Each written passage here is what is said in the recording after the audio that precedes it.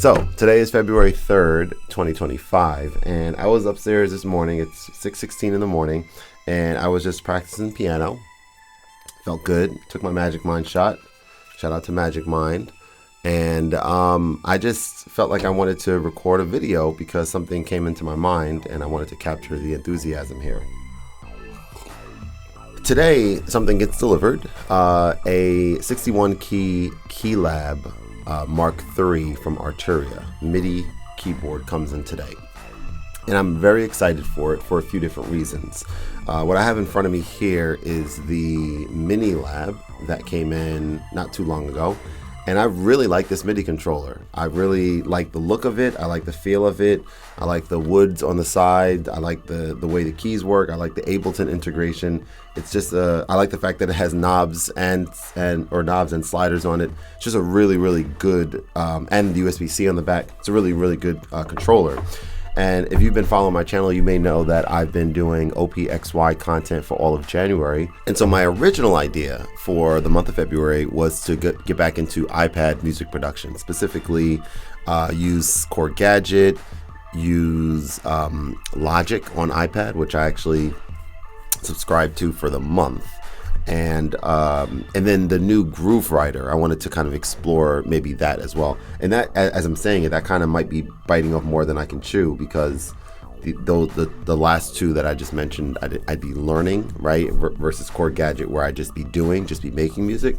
So ultimately, I'm not going to do that this month. Ultimately, this month, I'm going to get back into Ableton, and I'm very excited to do so. And I'm going to do it kind of strategically, right? So I'm going to be using this when I'm out and about. When I'm out of the house, I'll be using this MIDI controller. No longer the, I said the wrong brand name last time. Let me look it up and just get the right name. Hang on.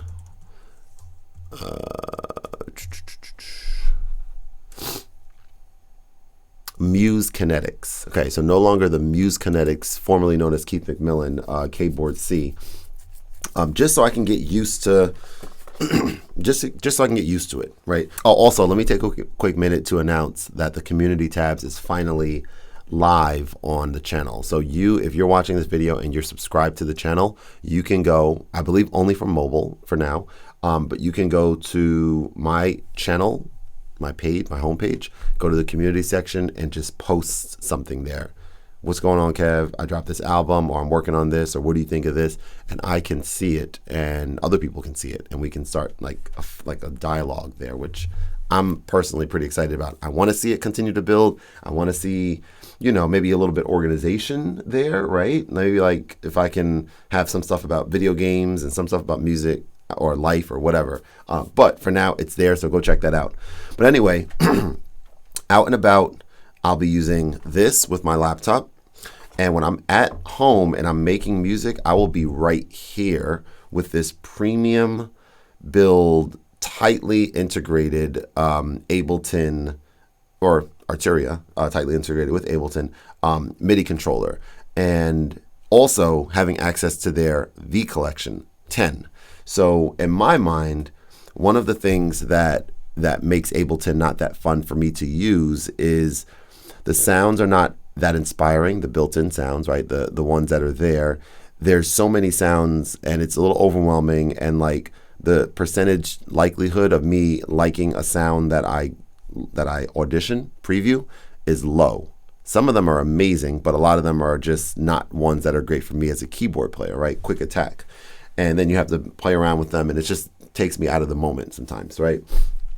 V Collection I heard is amazing, and obviously it's going to be it's an Arturia software synthesizer or sound program. Like, it has a ton of stuff in there. So for me, what I'm going to kind of explore is I'm going to download V Collection on my laptop and on my Mac Studio here. And I'm, again, thinking out loud here, but I'll be sort of exclusively using the sounds in V Collection.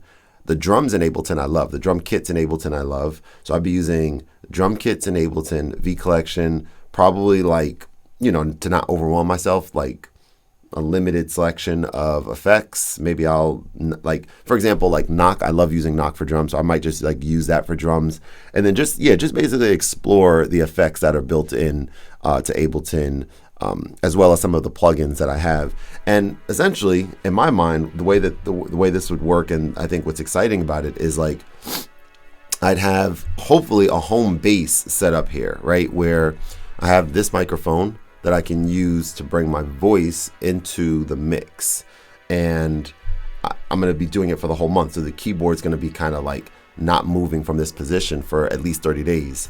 And, you know, it's going to just be plug and play. I turn it on, and I'll probably even be using, I don't know where it's at. It's over there. I'll bring it over. But I'll probably be using this as well. I'll have this like positioned on this desk as well. This is a, what is the brand again? Editor's Keys, Bluetooth, wireless, Ableton keyboard. It's pretty reflective there. If I turn this light off. Nope, still pretty bright. Oh, there we go. Here we go. Now you can see it better. But yeah, just to kind of get myself familiar, and yeah, and then we'll go from there, right? So that's the plan. I could potentially see myself, you know, also diving back into Ableton Note, which I personally really like. Let's get the light back going here. Not that big of a difference. And just kind of being like, this is Ableton month, like let's dive in, let's understand it, let's try to make some amazing music in there, and let's kind of use it the way that makes sense for me, right? It's a playground. There's so many different things you can do there. I follow them on Instagram, and sometimes when I launch Instagram and there's like an Ableton post, like they talk about these, you know, MIDI generator tools, or like these, like all this stuff that's there that for me, I shouldn't be afraid to experiment with when I'm in experimentation mode. Sometimes I'm just in, all I want are sounds, and I just want to play my own stuff. I don't care about all these generative things, and I don't even want to mess around with that because that takes me a little bit out. I just want to like play whatever's in my mind and like create the stuff myself without too much assistance per se, right? But yeah, that's where we're at. So shout out to Arturia. You know, they're sending me these products. I have never used any of their stuff before. I talked about how amazing this kit is, which comes with these two, and then the Minifuse 2. Well, the Minifuse 2 is the name of the, it must be the name of the interface. Okay, yeah. It's the name of the interface that I'm using here, and then the whole set is like the recording pack, and it just feels really nice. Like, and I was kind of debating a few different things when I reached out to them. As a matter of fact, between, you know, either the 49 or the 61 key, and then the white or the black. But I was like, I have the white set up here. Like, I think the white will look really nice on the desk, and something about, like, I've had MIDI controllers, of course, before, like even bigger ones to use with the computer, but I don't know, like something about the reviews that I've read so far, my experience with some of their products that I just kind of referenced just now, and like the sort of premium build of this unit. I feel like this is like a heavy MIDI controller, so it's like compared to some other ones, like I feel like this is like more of a premium feel, which I think is going to bring me into the music a little bit more and make me feel more inclined to to want to play the piano or play the keyboard, like feel excited to play it and drawn to it, if you will. And that's kind of where we're going to leave the video. So I'm excited. When it comes in, I'm going to, get things set up straight away. I have like, I guess something else in my mind here. I have like 2 sets of like studio monitors that I'm looking at here, the IK Multimedia iLoud Micro Pro unit, and then the III Studio 2, is that the name of them? The wireless ones. So and obviously I don't need both of them on the desk. I want to kind of get a little bit more of a minimalist sort of approach here.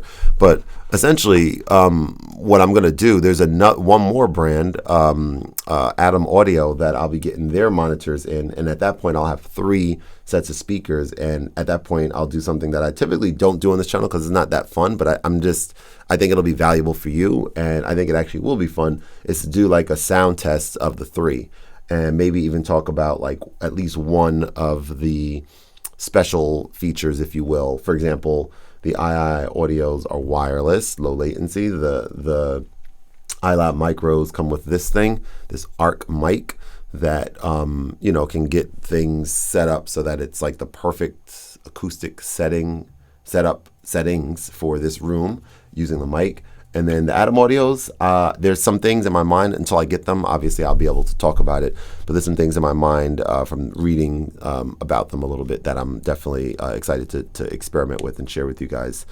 But that's where we'll leave today's video. More of a just introduction about what's to come for this month. And I hope you guys are staying creative, and I look forward to seeing you guys on the next video. All right, take care. Hi, good morning. So today is February 13th. 13th? No, it's February 3rd. Hang on. There we go. There we go. Black screen.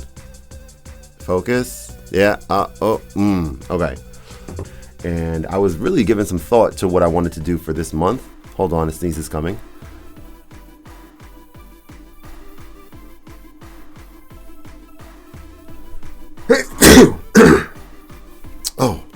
Oh, disgusting. Hang on. Excuse me. Man, doing these videos in the morning may or may not be the best thing, but I don't know. This is the time that I have to do them right now when I have young children and I'm completely drained by the end of the day. So this is what you get.